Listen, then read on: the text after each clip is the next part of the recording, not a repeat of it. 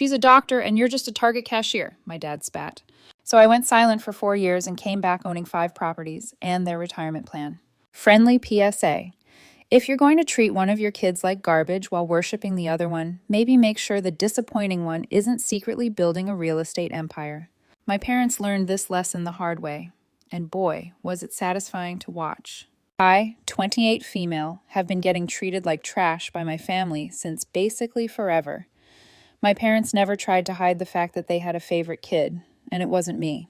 Growing up, it was always, Celia got straight A's again, and Celia got into the honors program, while my report cards barely got a glance. Don't get me wrong, I wasn't a bad student. Solid B's with some A's mixed in, but I wasn't the academic superstar my sister was. I was more of a hands-on girl. While Celia was memorizing biology textbooks, I was the kid taking apart old computers and rebuilding them, or helping our neighbor fix his deck to earn some cash. My dad was always big on status and appearances.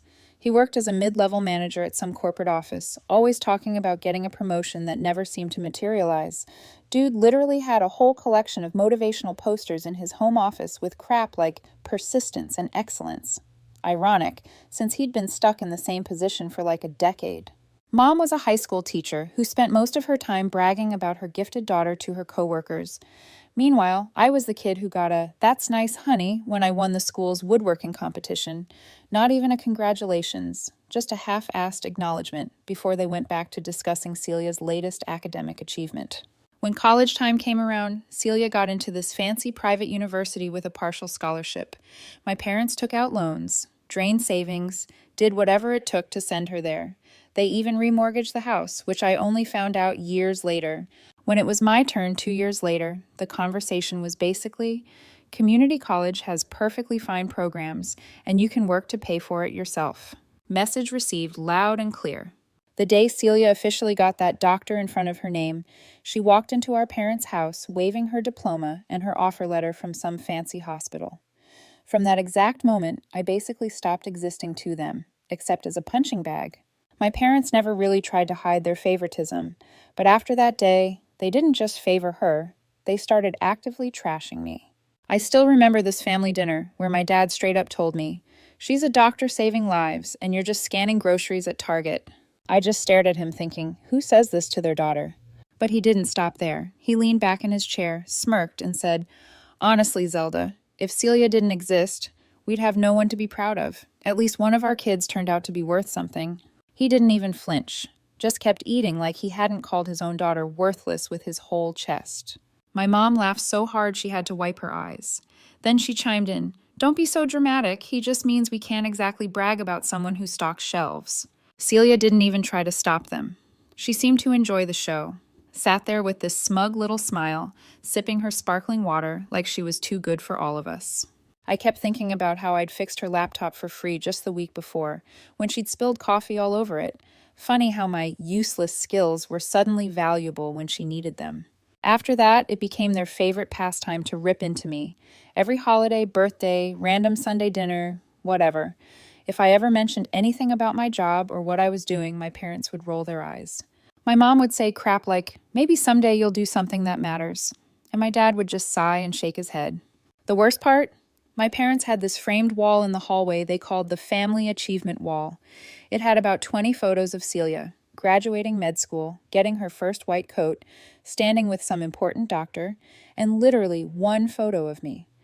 It was my high school graduation picture, and I swear they only included it because my grandparents called them out for not having any pictures of me at all. Celia got worse over time. "Zelda the minimum wager," she called me in front of our extended family once. "Put that on your name tag." When she bought her BMW, my parents wouldn't shut up about it, constantly asking when I'd upgrade from that beater I drove. It's a 2009 Civic that runs perfectly fine. When she bought her condo, they asked when I'd stop living like a broke college kid. When she went on vacations to Europe, they'd remind me that people with real careers get to travel. One Christmas, my dad literally gave me a book called From Mediocrity to Success, Finding Your Path, as my actual present, in front of everyone. My uncle choked on his eggnog. I tried different approaches. I stayed quiet. I defended myself. I skipped visits. Nothing changed.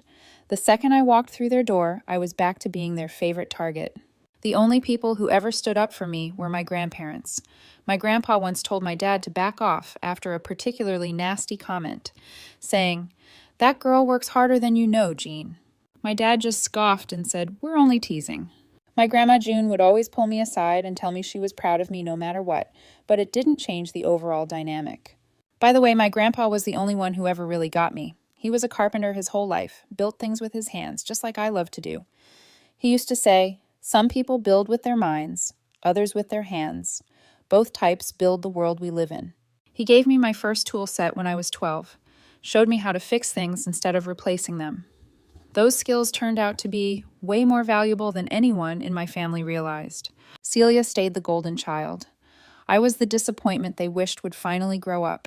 What none of them knew was that I'd been quietly building something on the side. 3 years ago, I scraped together enough for a down payment on a rundown duplex, fixed it up myself on weekends, rented both units, used that income to leverage another property, then another. I never told them. What was the point? They'd just find some way to make it about Celia. The only person who knew the real me was my boyfriend, Mark. He's my biggest fan. Quiet, smart as hell, and sees right through people's crap. I never brought him to meet my family. I knew exactly what they'd say about a guy who runs his own small repair business. My mom would probably ask him when he was planning to get a real job or make some comment about how Celia once dated a neurosurgeon. But Mark's been my rock through all this. He knows everything, sees everything, and never once asked me to prove myself to him. One night, after a particularly brutal family dinner where my dad suggested I shadow Celia at the hospital to see what real work looks like, Mark helped me realize something important.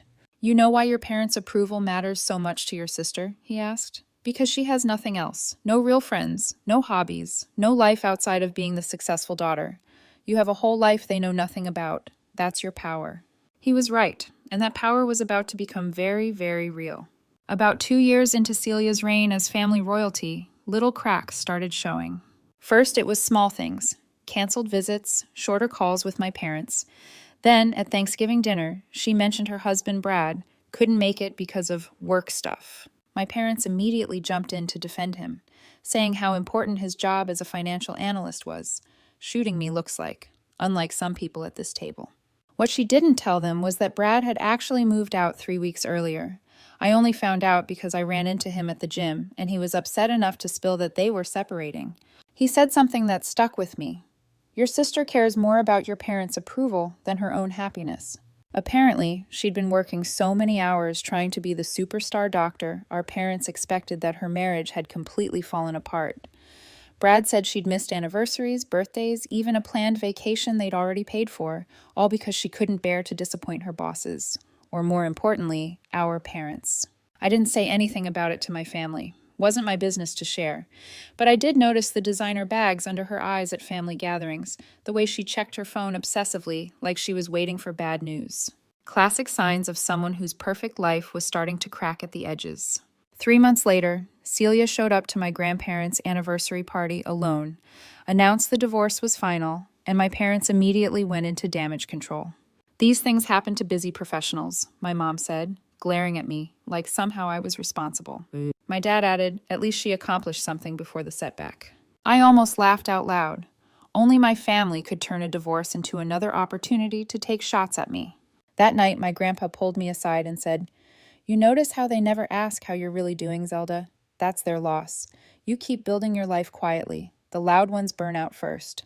He had no idea how right he was. Over the next year, Celia started showing up to family events looking exhausted. The hospital stories became less enthusiastic. She started chugging energy drinks at dinners. My parents either didn't notice or pretended not to. They were too busy using her accomplishments as ammunition against me. "When was the last time you got a promotion at Target?" my mom asked during Christmas dinner. I just shrugged and said, "I'm doing all right." "Doing all right isn't the same as succeeding," my dad jumped in. "Your sister works 80-hour weeks saving lives." I noticed Celia flinch slightly but say nothing. What they didn't know was that I had just closed on my 4th property, a small apartment building that had nearly doubled my monthly cash flow. But I kept my mouth shut. I'd learned long ago that nothing I accomplished would ever matter to them.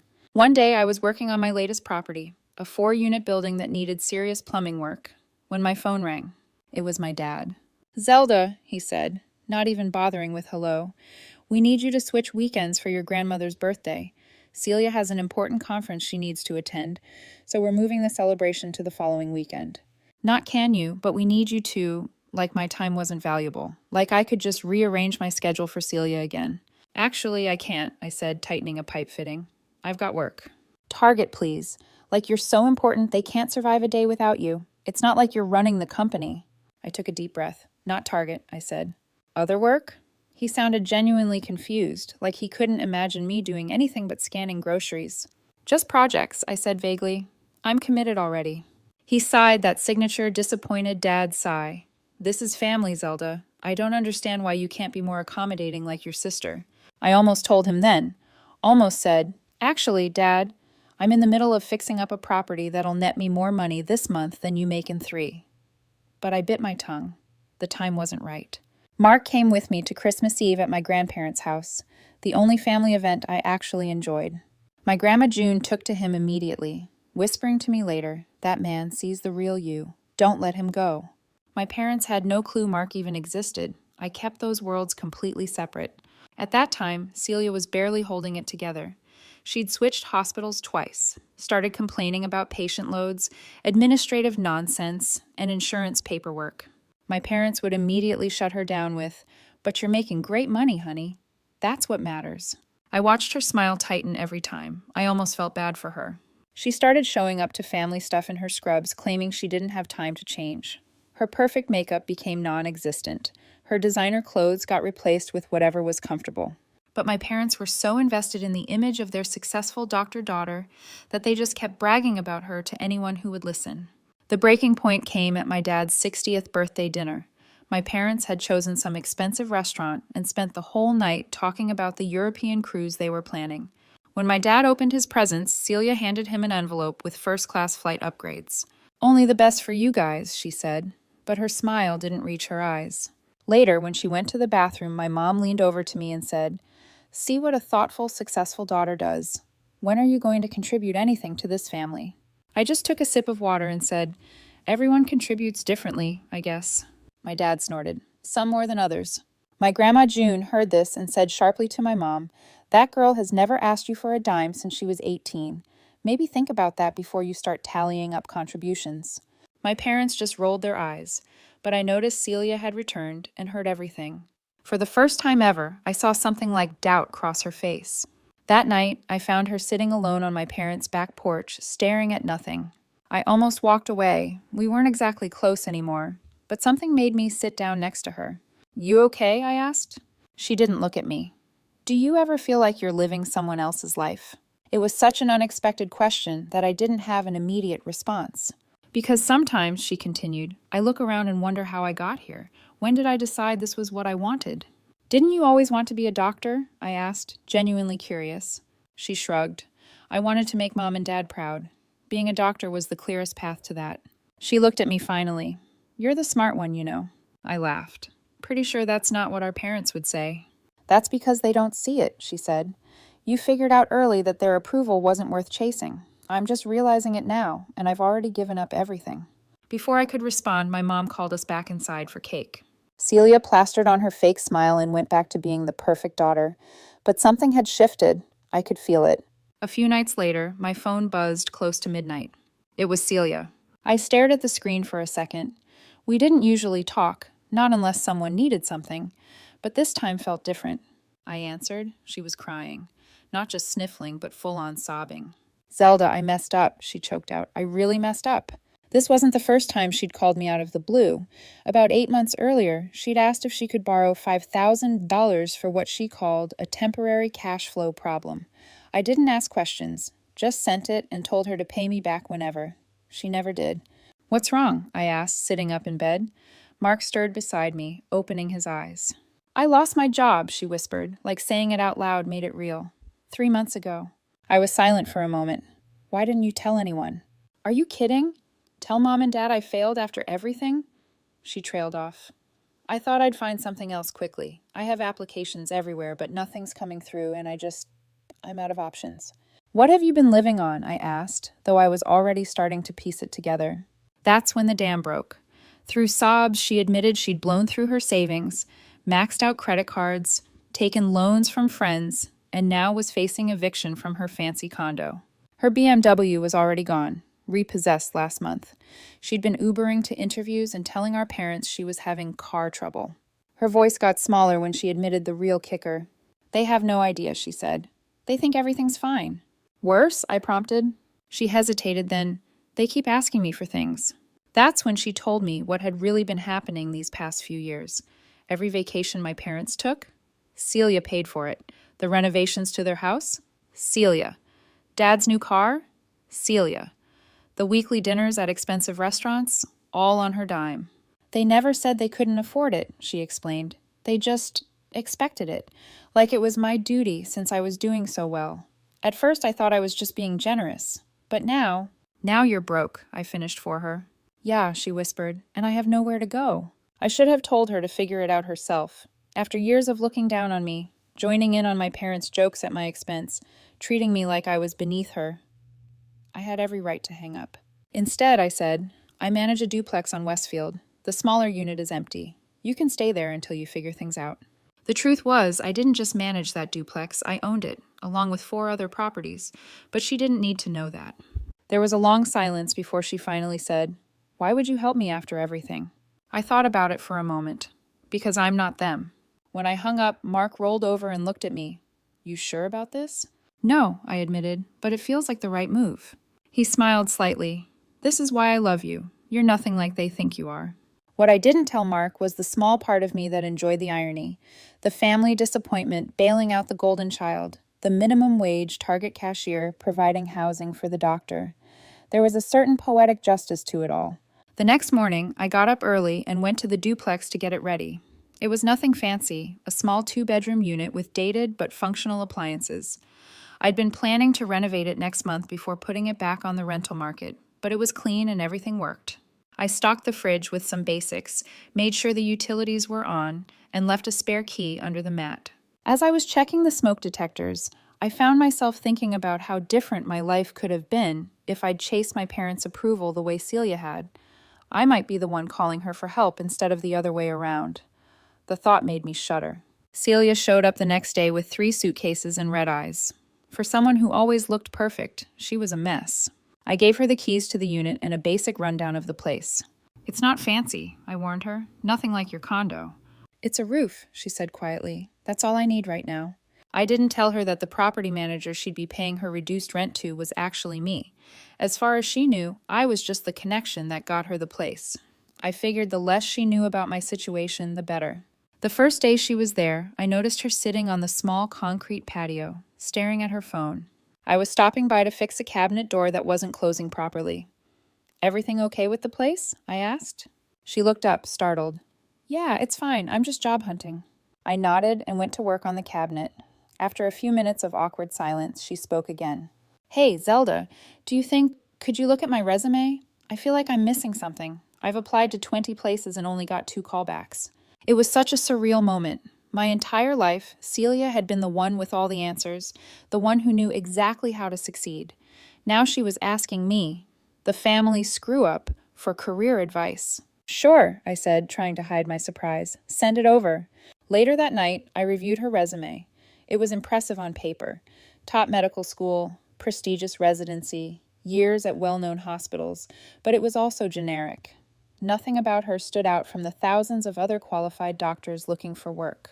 I sent her back a marked-up version with suggestions, focusing on specific achievements, quantifying results, highlighting unique skills, basic stuff I'd learned from my own journey, but things she'd never had to think about before.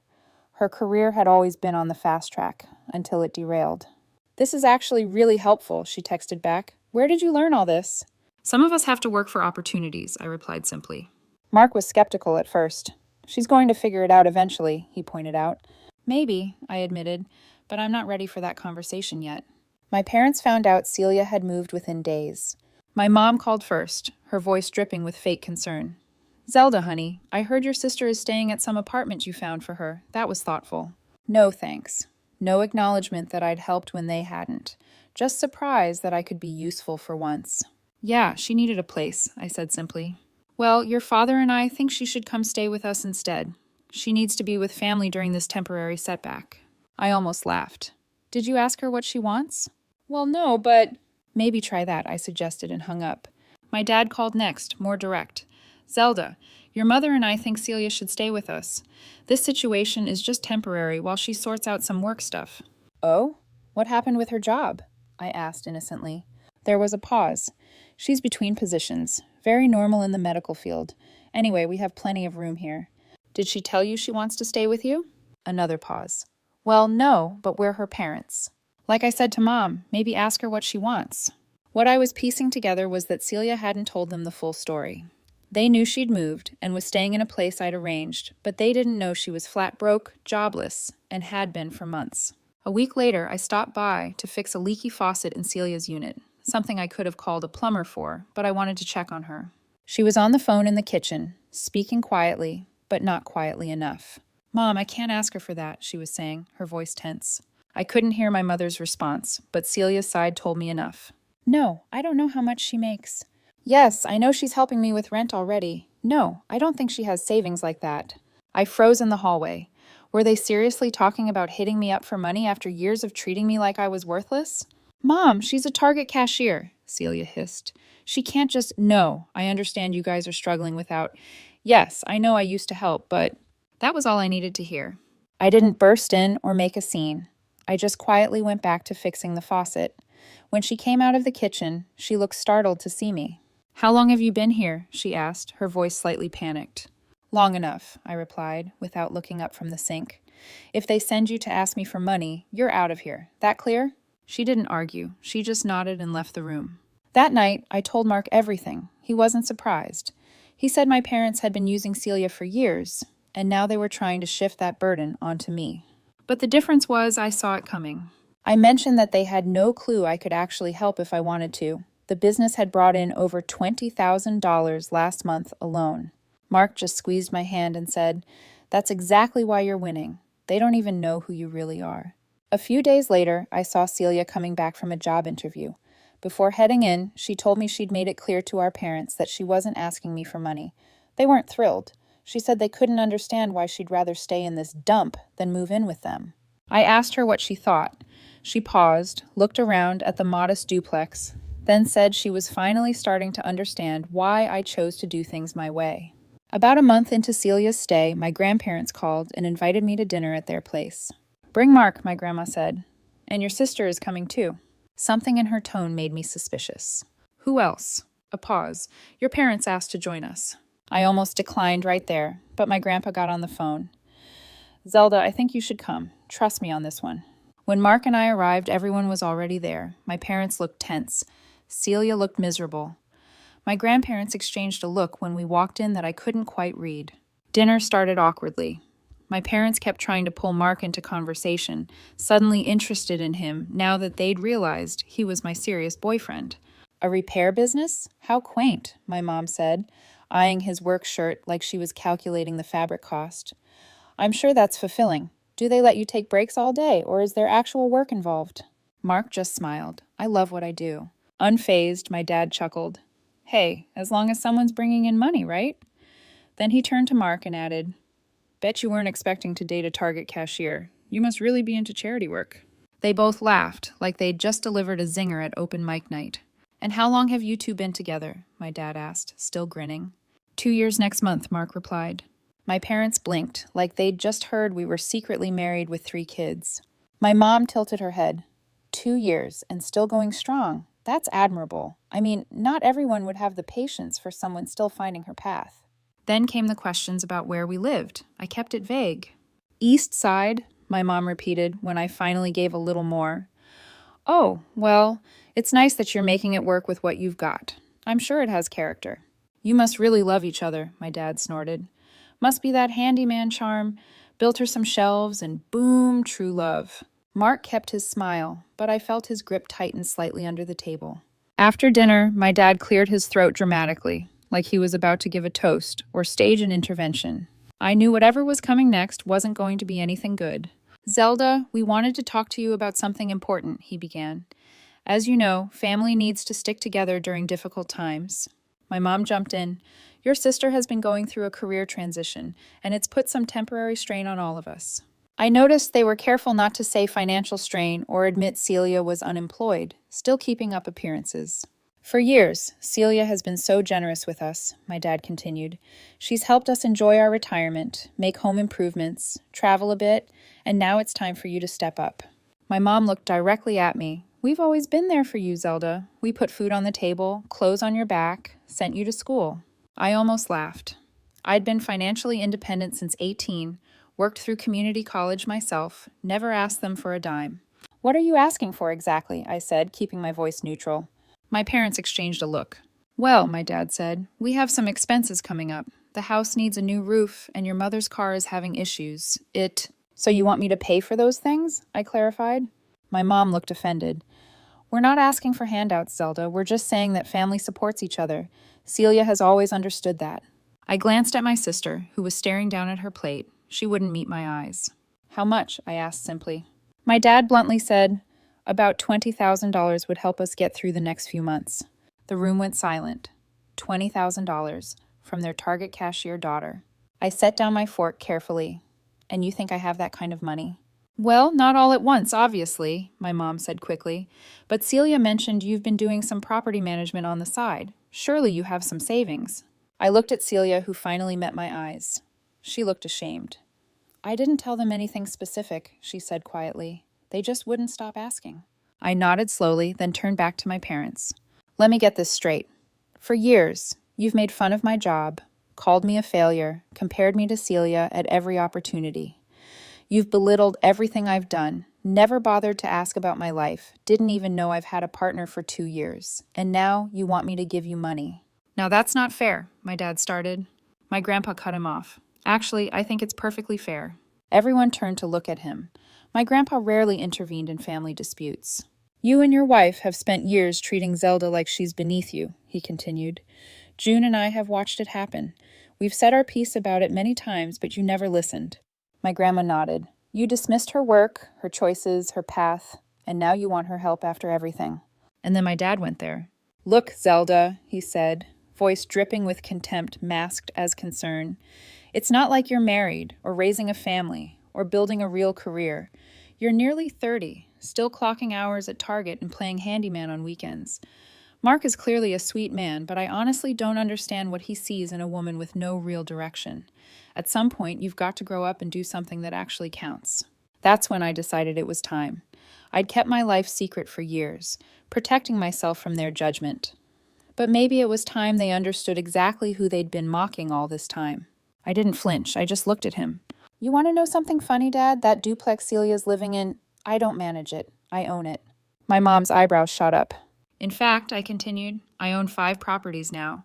That side gig you mentioned has been my real focus for years. Target is just where I go a few days a week for steady insurance and to keep expectations low. My dad's mouth was literally hanging open. Last month, after expenses, my properties brought in just over $20,000, I said. That's not counting the equity I'm building. My portfolio is worth about $1.8 million now, with loans against it, of course, but still. The look on their faces was almost worth the years of ridicule.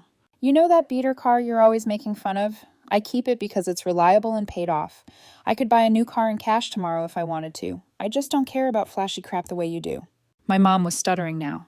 But you never said anything. Why would you keep this from us? Because nothing I ever did was good enough for you, I replied calmly. So I stopped trying to prove myself. I built my life quietly, on my terms. I turned to my grandparents, and here's something else you don't know. I've been paying Walter and June's rent for the past year and covering their health insurance gap payments. My parents' heads whipped toward my grandparents, who were smiling softly. Zelda insisted, my grandma said. We told her we were fine, but she wouldn't hear it. And there's one more thing, my grandpa added. Last month, we made Zelda the trustee of our estate.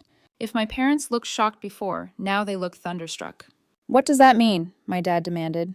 It means, my grandpa said calmly, that Zelda makes the financial decisions for us now. And whatever's left when we're gone goes where she thinks it should go.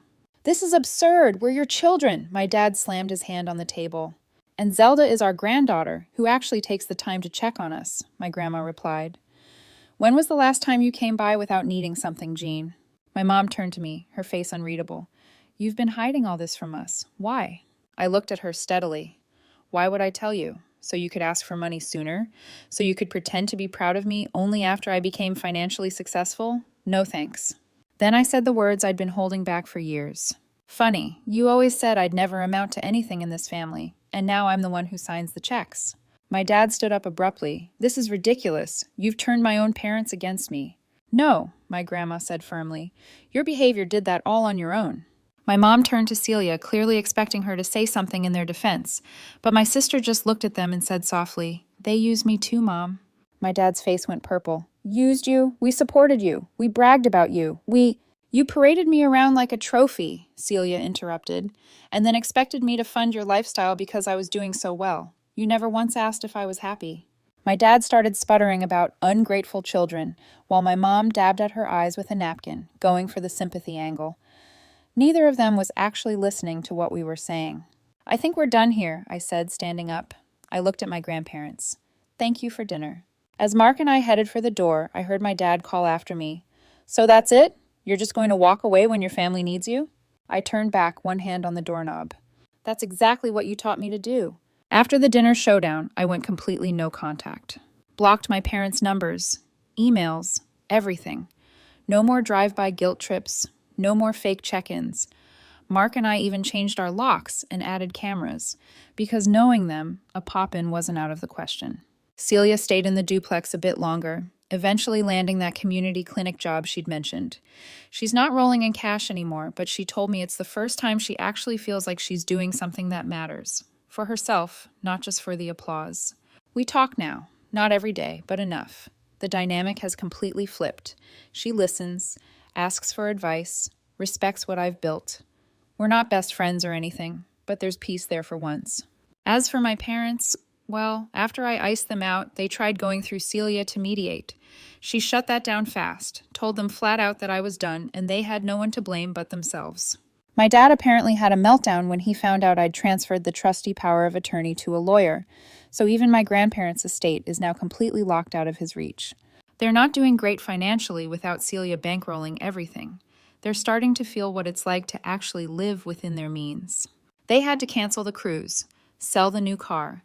There were rumors, through my aunt, that they were looking into reverse mortgages, but honestly, not my problem. The last message I ever got from them was a group email titled, Family is Forever.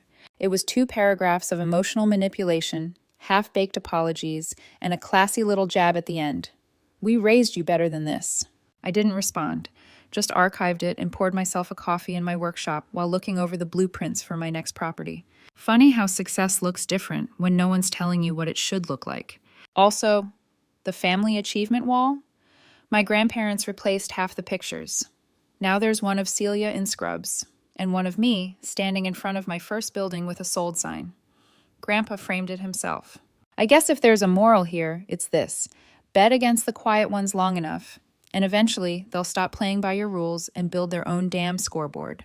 Peace, Zelda, your friendly neighborhood disappointment, who also just hit 6 figures in monthly revenue. But what do I know? I still drive a Civic.